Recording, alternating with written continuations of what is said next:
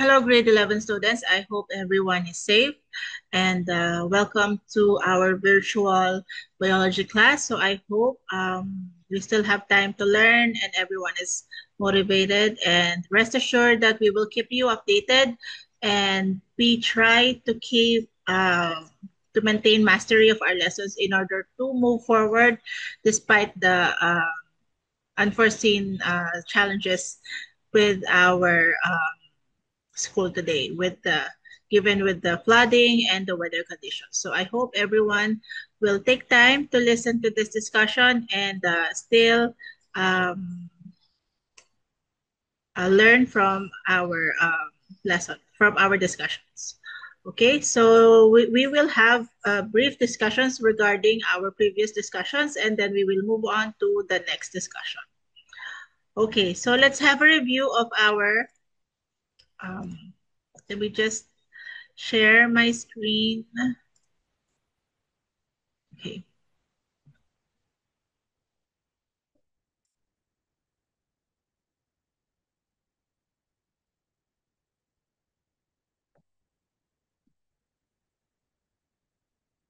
Okay.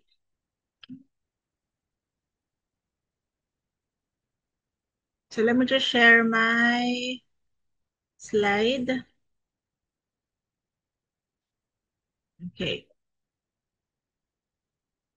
So as you all know, uh, this is our plant cell. I mean animal cell. So the animal cell is uh, quite different from the plant cell. So we have different parts of the animal cell again. Let's have a review uh, of the organelles and the parts of the animal cell. So first is we have the nucleus. The nucleus, it is where our DNA and the nucleolus is situated. So DNA, it carries unique genetic material that makes us different from each other.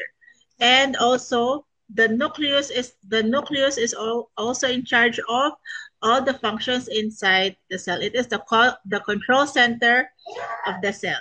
Okay, so inside the nucleus, you will find the nucleolus. It is where the ribosomes is being produced. It is the packaging center of the ribosomes. The ribosomes, as you can see, ito yung mga tiny dots, tiny red dots that is responsible of it's responsible in carrying proteins in order for it to be synthesized eventually upon reaching the rough endoplasmic reticulum. So before going to the rough endoplasmic reticulum, along the nuclear wall, we will find nuclear pores. So itong nuclear pores na to, it is the channel that serves as an exit point for the ribosomes. So dito lumalabas yung mga ribosomes dito sa nuclear pores. Nasaan na ba yung nuclear pores? Nandito siya sa nuclear membrane. So again, this is the nuclear membrane, and then it is where the nuclear pores are situated. So sa nuclear pores, it is where the ribosomes go out of the nucleus, and eventually some ribosomes will just float along the cytoplasm, and then some of them will attach to the rough endoplasmic reticulum. So that's the reason why it is called rough, because most of the ribosomes attach to this organelle. That's why it's called rough, because of the texture that it forms, because of the texture that the ribosomes form upon attaching to the endoplasmic reticulum. So that's why it's called rough. So the rough endoplasmic reticulum is primarily involved in synthesizing protein. So its main function is to produce and synthesize protein. Whereas, on the other hand, the smooth endoplasmic reticulum naman is in charge of synthesizing lipids and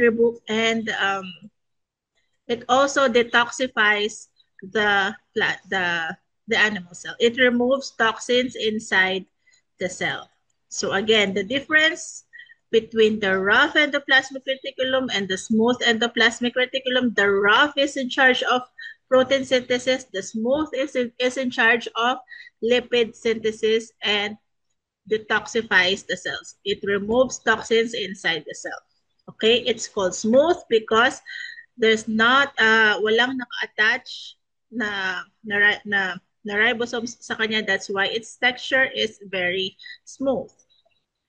Now, after the ribosomes naman, after attaching to the rough endoplasmic reticulum, the protein then goes to the Golgi apparatus. So the Golgi apparatus is in charge of folding the protein into usable size in order for it to be used by our body eventually.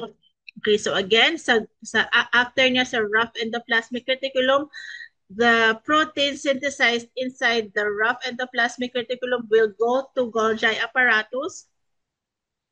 And this is where the protein is being folded into usable size to be utilized by our body and will eventually form muscles. Okay. So again, the difference between protein and lipids, yung protein natin is in charge in forming muscles, whereas yung lipids, it's in charge in providing energy, stored energy. That's why lipids or fats also play vital role in our body, provided yung amount niya is not in excess amount, also in controlled amount. So yung lipids natin or fats are beneficial only in controlled amounts because this serves as stored energy whenever we need this stored energy para meron tayong reserve. Next, so which part? So let's go through each part. And we also have the mitochondrion. This is also the powerhouse of the cell in which the ATP is located. So this is the main part that produces energy for the cell. So let's go through each part one by one. So the cell membrane, it is a phospholipid bilayer, meaning bilayer, it has two parts, the outer layer and the inner layer. So Golgi apparatus na discuss na natin. So centrosome it functions primarily in the cell division. Okay, whenever the cell divides into two daughter cells, ito yung main function ng centrosome natin. Okay, the vacuole is in charge of storing water inside the cell. So again, the mitochondrion is the powerhouse of the cell. The nucleus, it is where the nucleolus and the ribosomes come from. We also have the smooth endoplasmic reticulum, where the lipid is being synthesized and where toxins are being removed inside the cell. We also have lysosome, which serves as the maintenance, or it cleanses the cell from viruses and bacteria. The cytoplasm, it is where the organelles of the cell are located. Ito yung fluid that you can find inside the cell, and it surrounds, ayan, yung liquid, buong liquid na yan that is found inside the cell, and it surrounds the nucleus. Of course, the rough endoplasmic reticulum, again, for protein synthesis. The ribosome, which carries protein coming from the nucleolus. The nucleolus, it is the packaging center of the ribosomes, and also the nuclear membrane where the nuclear pores are located. That serves as exit points for our ribosomes. Okay. Next. Let's now go to the plant cell. So there are certain parts of the plant cell that you can also find. There are certain organelles that you can also find inside the plant cell na meron din sa animal cell. Okay? The only cell parts that are different in the plant cell are, let's remove this muna. So the only cells the only cell parts that are different in the plant cells are cell wall, plasmodesmata, chloroplast, and vacuole, which will be discussed later on. Okay. So yung mga common organelles nila are as follows. The animal and the plant cell both have nucleus, nucleolus, rough endoplasmic reticulum, smooth endoplasmic reticulum, ribosomes, Golgi body, all the Golgi apparatus, and we also have the mitochondria for the cells source of energy, and the cell membrane. Next, so this is an example of a plant cell. So as you can see, the shape is quite rigid. It's quite rigid and parang matigas siya as compared to the animal cell. Okay, so let's discuss each part thoroughly. So again, so meron din siyang, let me just get my pen. So meron din siyang nucleus and meron din siyang nucleolus and meron din siyang mga ribosomes. The ribosomes also carry protein which will then attach to the rough endoplasmic reticulum.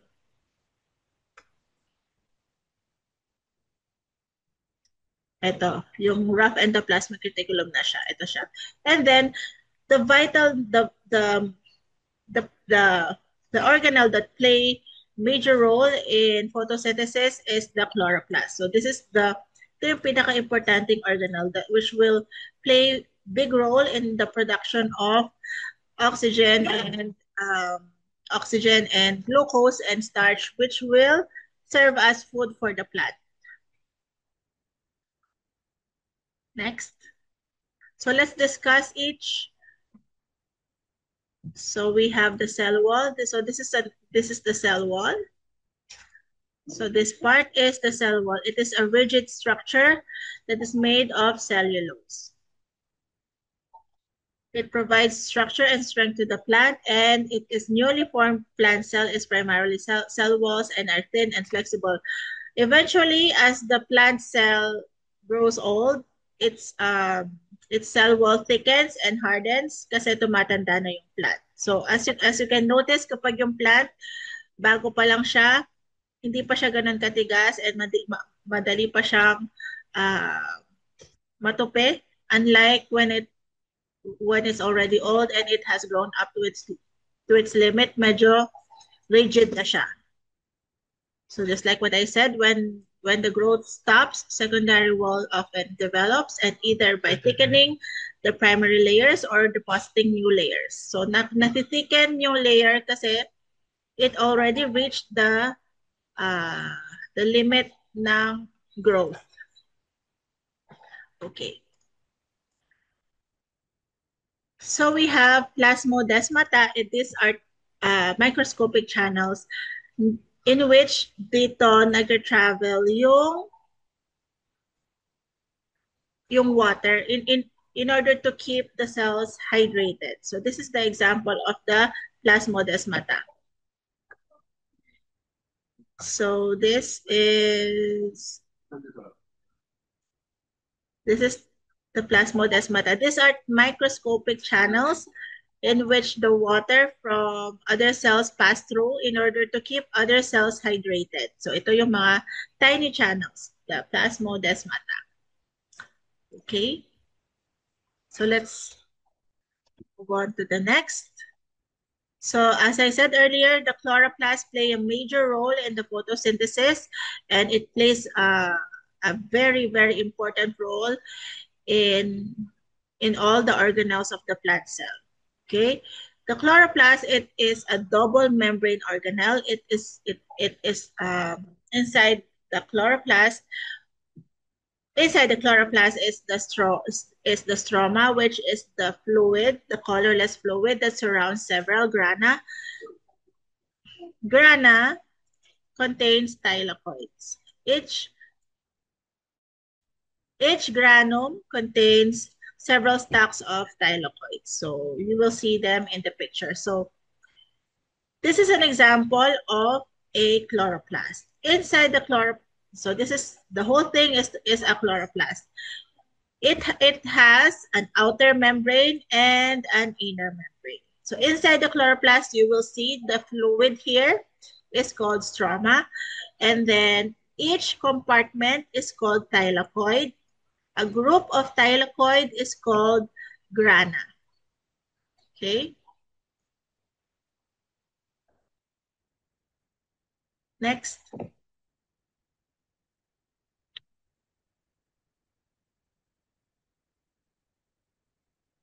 So again, the stroma is the colorless fluid that surrounds the grana.